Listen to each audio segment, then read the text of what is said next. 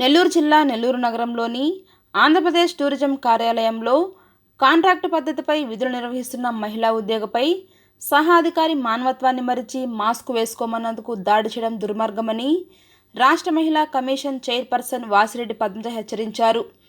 ఈ సందర్భంగా ఆమె దాడికి గల కారణాలను కలెక్టర్ సమక్షంలో బాధితురాలని అడిగి తెలుసుకున్నారు. అనంతరం ఆమె మాట్లాడుతూ తోటి ఉద్యోగుల పట్ల ఇంతటి అమానుషంగా ప్రవర్తించడం సరికాదని, మాస్క్ వేసుకోమన్నందుకు కర్రతో క్రూరంగా దాడి చేసిన వ్యక్తిపై చట్టపరంగా చర్యలు తీసుకోవడం జరుగుతుందని తెలిపారు. వీడియో చూసినటువంటి వాళ్ళందరూ కూడా చాలా ఆవేదనకి ఆందోళనకి గురయ్యారు. ఒక మహిళ ఉద్యోగిని పట్ల ఇంత రాక్షసంగా కిరాతకంగా జుట్టుబట్టి ఈడ్చి లాగి అసలు ఏంటిది ఆఫీసా లేకపోతే ఇంకేమన్నా అనేటటువంటి ఒక వాతావరణం ఈరోజు కళ్ళ ముందు కనపడింది. ఉషారాణి బాధితురాలతో ఇప్పుడే మాట్లాడాము. నిజానికి ఇది ఇంత దారుణంగా కొడతారా ఆఫీసులో నలుగురు మధ్య? చిన్న మాట మాస్క్ పెట్టుకోండి అన్నందుకు దానికి అంత ఒక కక్షగా అది మనిషి ప్రవర్తించినటువంటి విధంగా లాగేసి కింద పడేసి కుర్చీ కర్ర తీసుకుని కొట్టి, పైగా అమ్మాయి ఫిజికల్ హ్యాండిక్యాప్, కాళ్ళు కూడా సరిగా లేదు, సరిగ్గా రెండు కాళ్ళుతో నిలబడలేనటువంటి మనిషి ఆమె.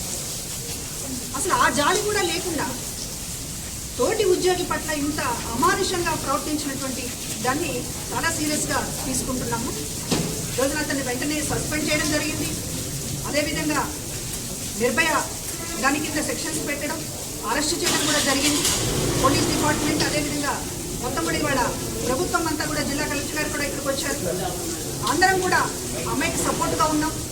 అదే చెప్పాము ఈ రోజున మహిళల పట్ల, ప్రధానంగా వర్కింగ్ ఉమెన్ పట్ల, పనిచేస్తున్నటువంటి వాళ్ళ పట్ల, ఉద్యోగుల పట్ల ఇట్లాంటి కనీసం ఒక చిన్న మాట వాళ్ళని కించపరిచి మాట్లాడినా కూడా మహిళా కమిషన్ సీరియస్గా తీసుకుంటుంది. ఇంతకు ముందు చెప్పాం. అలాంటిది ఇంత భౌతిక దాడి, అసలు ఇష్టారాజ్యంగా ఎవరు కూడా ఇట్లాంటి దుర్మార్గాన్ని వెనకేసుకురారు. ఇంత అన్యాయంగా ప్రవర్తించినటువంటి వీళ్ళపైన కఠినంగా శిక్షించాలని చెప్పి కోరుతున్నాం. అదేవిధంగా పోలీస్ వారిని కూడా, డిపార్ట్మెంట్ని కూడా కోరుతున్నాం. వారం రోజుల్లో ఛార్జ్ షీట్ పెట్టండి అని. మనం దిశ చట్టం అనేటటువంటి దాన్ని అసెంబ్లీలో ఆమోదించాం. వారం రోజుల్లో విచారణ పూర్తి చేసి 21 రోజుల్లో శిక్ష పడేటటువంటి విధంగా మన ప్రభుత్వం దానిపైన దృష్టి పెట్టి ఉన్నది. ఇట్లాంటి కేసుల పట్ల మహిళలకి భద్రతగా ఉండాలనేటటువంటి ఇక్కడ ముఖ్యమంత్రి జగన్మోహన్ రెడ్డి గారి లక్ష్యం. ఆ దిశగానే ఇవాళ అందరం కూడా యంత్రాంగం అంతా కూడా పనిచేస్తుంది. అట్లాంటి పరిస్థితుల్లో ఇంత దారుణమైనటువంటి సంఘటన నెల్లూరు టౌన్లో జరగడం అనేటటువంటి, సిటీలో జరగడం అనేటటువంటిది చాలా దురదృష్టకరం. ఈ సంఘటనని ఇక మరొకసారి ఇట్లాంటి సంఘటనలు జరగకుండా ఒక గుణపాఠంలాగా, ఒక హెచ్చరికలాగా చాలా స్ట్రిక్ట్గా ఈ కేసుని డీల్ చేయడం అనేటటువంటి జరుగుతుంది. కఠినంగా శిక్ష ఉంటుంది, తప్పించుకోలేరు. ఇందులో ఎవరు కూడా సీసీ ఫుటేజ్ సాక్ష్యం ఉంది. ఆ పాపం అమ్మాయి బాధతోటి, అంటే ఇంత జరిగితే నాకు వెంటనే సపోర్ట్గా ఆఫీస్లో మేము సాక్ష్యం చెప్తామనేటటువంటిది రాలేకపోయారనేటటువంటి బాధ వ్యక్తం చేసింది. ఇది కూడా ఆలోచించాలి. తోటి మనిషి పట్ల, తోటి మనతో పాటు పనిచేసేటటువంటి వాళ్ళ పట్ల మనం ఎంత మానవత్వంతో వ్యవహరిస్తున్నాం అనేటటువంటిది ఒక్కసారి ఆలోచించాల్సినటువంటి అవసరం ఉంది. మహిళా ఉద్యోగుల పట్ల ఇట్లాంటి చర్యలు కనుక మరొకసారి జరిగితే చాలా కఠినంగా వ్యవహరించాల్సి వస్తుందనేది చెప్తూ ఉన్నాం. అదేవిధంగా ఇంతకుముందు కూడా అయ్యన్న పాత్రుడు గారు, మాజీ మంత్రి గారు, ఒక మున్సిపల్ కమిషనర్ని, నర్సీపట్నం మున్సిపల్ కమిషనర్ని ఇష్టారాజ్యంగా మాట్లాడితే దానిపైన ఇవాళ కేసు పెడితే అరెస్ట్ కాకుండా మరి కాపాడినటువంటి వాళ్ళు ఈ రోజున మాట్లాడుతున్నారు. లోకేష్ గారు ట్వీట్ పెట్టడం ఇందాకే చూశాను. ఈ కేసు ఉద్యోగుల పట్ల ఇంత అఘాయిత్యాలు పెరిగిపోతున్నాయని చెప్పి ఇవాళ ఆందోళన పడుతున్నారు. మరి ఆ రోజు అయ్యన్న పాత్రుడు గారిని ఎందుకు వెనకేసుకొచ్చారని చెప్పి అడుగుతూ ఉన్నాం. మహిళా ఉద్యోగుల పట్ల ఒక కమిషనర్ని అంత పెద్ద మాట, బట్టలు ఉడదీసి కొడతాము అనేటటువంటి పద్ధతిలో అంత హీనంగా మాట్లాడిన తర్వాత వాళ్ళని మీరు వెనకేసుకొస్తే ఇట్లాంటి సంఘటనలు ఇంకా ఎక్కువ జరుగుతాయి. మీ వల్ల జరుగుతున్నాయి. మీరు వాటిని సమర్థించడం వల్ల, మీరు వారిని కాపాడడం వల్ల ఇట్లాంటివి జరుగుతున్నాయి. ఈ రోజున లోకేష్ గారు వాళ్ళ మహిళా నాయకురాళ్ళు ఇంట్లో ఏమి కాలు కదల్చకుండా ఇంటి నుంచి బయటకి పనిచేసే వాళ్ళ మీద రాళ్ళు వేయటం అనేటటువంటి మంచి పద్ధతి కాదు. ఈ రోజున అందరూ కూడా మహిళల పట్ల విషయాలలో రాజకీయాలకు అతీతంగా వ్యవహరించాల్సినటువంటి అవసరం ఉంది. మహిళా రక్షణకి ఈ రోజున ప్రభుత్వం ఇస్తున్నటువంటి ప్రాధాన్యత, పెద్దపీట, మహిళల విషయంలో పోలీస్ యంత్రాంగం కానీ, మొత్తం అధికార యంత్రాంగాన్ని ఎంత సీరియస్గా స్పందిస్తున్నారనేటటువంటి మీరు చూస్తూ ఉన్నారు. ప్రతి కేసుని ఇవాళ గుంటూరులో జరిగినటువంటి అశ్లీల వీడియోల కేసులో కూడా పోలీసు ఫ్యామిలీ అన్నప్పటికీ కూడా ఆ అబ్బాయిని మొత్తం ఏవన్గా పెట్టడం కావచ్చు, కఠినమైనటువంటి సెక్షన్స్ పెట్టడం కావచ్చు, వెంటనే అరెస్ట్ చేయడం కావచ్చు, ఎక్కడా కూడా తాత్సారం జరగలేదు. ఇది ఈ రోజున మనం మహిళలకు ఇస్తున్నటువంటి భద్రత. ఇంకా మనం చాలా చేయాల్సినటువంటి అవసరం ఉంది. ఈ కేసులో ఉషారాణికి పూర్తిగా మద్దతు ఇస్తాం. అన్ని విషయాల్లో ఆమెకి కష్ట నష్టాల్లో తోడుగా ఉంటాం. ప్రభుత్వం తరఫున, మహిళా కమిషన్ తరఫున ఆమెకు ఒక మానసికంగా స్థైర్యం ఇవ్వడానికే ఈ రోజున ఇక్కడికి రావడం జరిగింది. నిజానికి ఇమీడియట్లీ అరెస్ట్ చేశారు, సస్పెన్షన్ కూడా చేశారు. అయినప్పటికీ కూడా బాధితురాలు వెనుక మేము ఉన్నాము. ఇట్లాంటి సంఘటనలు జరిగినప్పుడు మహిళా ఉద్యోగుల పట్ల మేము మహిళా కమిషన్ ఎంత దూరమైనా వెళ్ళి వాళ్ళకి సపోర్ట్గా నిలబడతామనేటటువంటి చెప్పడం కోసం ఈరోజు రావడం జరిగింది. ఆమెకి పూర్తిగా అన్ని విధాలుగా అండదండగా ఉంటామని తెలియజేస్తున్నాం. ఫుటేజ్ కలెక్ట్ చేసుకోవడం లేట్ అయిందని, అదేవిధంగా ఆఫీసులో ఎవరు కూడా సాక్ష్యం ఇవ్వడానికి ముందుకు రాలేదని, దానితో ఒక 2 రోజులు డిలే అయిందని చెప్పారు. అయినప్పటికీ కూడా చెప్పాము ఇంతకుముందు, ఇట్లాంటి కేసుల్లో అరెస్ట్ అనేటటువంటిది 24 గంటల్లో కావాల్సిన సీసీ ఫుటేజ్ సాక్ష్యమే ఉండగా ఇంకా వేరే సాక్ష్యాలు అవసరం లేదు. మన కళ్ళ ముందు కనపడుతున్నటువంటి సాక్ష్యం. ఇటువంటి కేసుల్లో ఇంకా బాగా తొందరగా అరెస్ట్ చేయాల్సినటువంటి అవసరం ఉంది. అది కూడా చెప్పాం. అదేవిధంగా వారం రోజుల్లో ఛార్జ్ షీట్ పెట్టడం అనేటటువంటి కూడా ఈ కేసులో జరగాలి అనేటటువంటిది మహిళా కమిషన్ తరఫున స్ట్రాంగ్గా పోలీస్ డిపార్ట్మెంట్కి కోరుతున్నాం. కూడా ఉన్నారు. ఇది ఒక జాగ్రత్తగా ఉండాల్సినటువంటి సెన్సిటివ్ ప్లేస్ ఇది. ఈ సెన్సిటివ్ ప్లేస్లో ఈ రకంగా ఆఫీస్లో ఒక అమ్మాయి పట్ల ఇంత దారుణంగా వ్యవహరించడం అనేటటువంటి, అమ్మాయి అంటే వాళ్ళ ఫ్రంట్ లైన్లో ఉండి జీవితాన్ని, ప్రాణాలని, ఆరోగ్యాన్ని బలిపెట్టి ఈ రోజున ఇట్లాంటి పనిచేసే చోట ఇదా ఇచ్చే మర్యాద మహిళలకి? ఆలోచించాలి. వాళ్ళు ఎంత దుర్మార్గంగా, రాక్షసంగా వ్యవహరిస్తున్నామో మనం అనేటటువంటి మగవాళ్ళు. పైగా అమ్మాయికి సపోర్ట్గా ఎంప్లాయీస్ రాకపోవడం అనేటటువంటి కూడా చాలా బాధాకరం. ఆత్మ పరిశీలన చేసుకోవాలి. ఇట్లాంటి సంఘటనలప్పుడు ముందుకు రావాలి, సపోర్ట్ ఇవ్వాలి.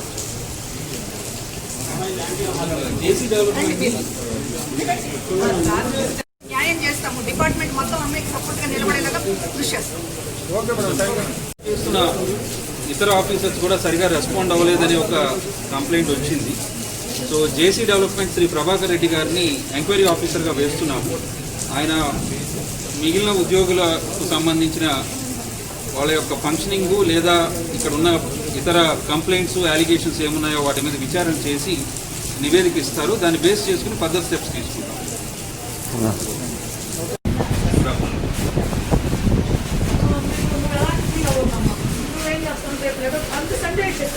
ఇది సాటర్డే జరిగింది. సాటర్డే, సండే మహిళా నేను ఆయన ఏం బాధపడదు, ఏం చేద్దామా, నువ్వు లెటర్ రాసి ఆ సీసీ కెమెరా చూసు నాకు పెట్టేసాయమ్మా, నాకు నా ఇది సార్ ఎంపీ సార్ కూడా అదే చెప్పారు. ఈరోజు సండే కదమ్మా, రేపు చూసి నేను దానికి సంబంధించిన యాక్షన్ తీసుకుంటాం అన్నారు మేడం. వాళ్ళైతే ఇమీడియట్లీగా స్పందించారు మేడం. ఏమి కంప్లైంట్ ఇచ్చారు, ఆయన ఏమో ఇమీడియట్గా స్పందించారు. క్రౌడింగ్ వద్దండి, దయచేసి క్రౌడింగ్ వద్దు, డిస్టెన్స్ మెయింటైన్ చేయాలి. క్రౌడింగ్ వద్దు.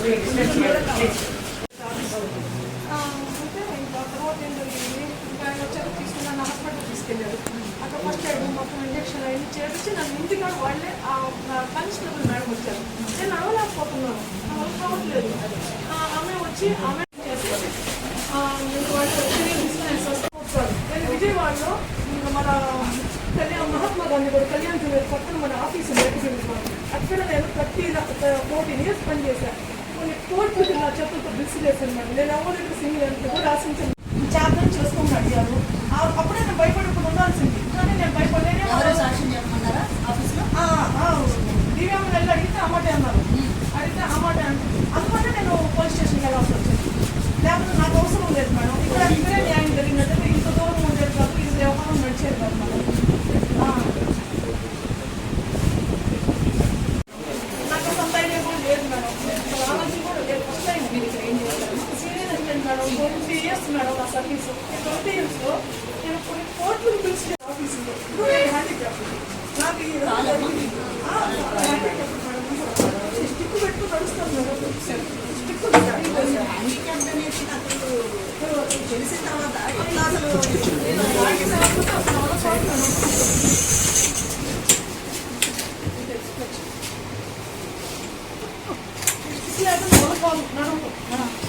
మీరు లాగానే పడిపోయారా?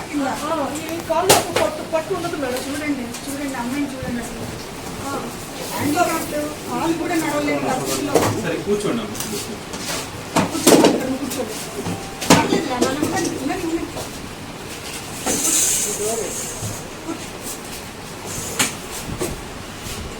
ఇష్టం వచ్చిన వాళ్ళు ఏదో గొడవ చేస్తూ ఉంటుంది. ఇంకా నేను ఆఫీసర్స్ని రివ్యూ చేస్తాం, మీకేం ప్రాబ్లం లేకుండా మేము యాక్షన్ తీసుకుంటాం. ఇబ్బంది ఏమి భయపడాల్సిన నేను అడిగేది ఒకటే ఇప్పుడు నాకు జరిగింది సార్, రేపు ఇంకొకటి జరిగించారు ఇక్కడ స్పందించలేదని జరిగింది. ఇక్కడ నేను ఎంక్వైరీ చేయిస్తాను. ఇక్కడ ఆఫీసర్స్ ఎవరైనా సరిగా రెస్పాండ్ అవ్వాలంటే వాళ్ళ మీద మేము యాక్షన్ తీసుకుంటాం. ఎన్ఆర్పీ స్పందించారు, ఈడీ సారు ఎంపీ సారు. నేను ఫోన్ చేశాను ఈడీ సార్, ఫోన్ ఎత్తలు ఆయన ఎక్కడ ఉన్నారో నాకు తెలియదు. అంటే ఆఫీసర్లు వాళ్ళు ఎక్కడో ఉన్నారు. తర్వాత ఆయనే కాల్ చేశారు, కాల్ చేసి ఎవరమ్మా ఏంటి అని అడిగారు. ఇప్పుడు చెప్పాను, సరేనమ్మా ఇప్పటికి కూడా కోరుకోవట్లా, కానీ నువ్వు చేసిన తప్పు అని ఇక్కడ ఎవరైనా సమర్థించి అది ఎడాకి రాసినట్టు ఇంత దూరం వచ్చేది కాదు మేడం. మన యూట్యూబ్ ఛానల్లోకి వెళ్ళి సాక్ష్యం ఛానల్ అని ఉంటుంది, దాన్ని సబ్స్క్రైబ్ చేసుకోండి, గంట గుర్తు కూడా కొట్టండి. డైలీ అప్డేట్స్ మాత్రం కన్ఫామ్గా చక్కగా వస్తాయి. ఓకేనా? ఈ వీడియో మీకు నచ్చినట్లయితే లైక్ చేయండి, షేర్ చేయండి అండ్ సబ్స్క్రైబ్ చేయండి. చివరిలో గంట నొక్కడం మర్చిపోకండి.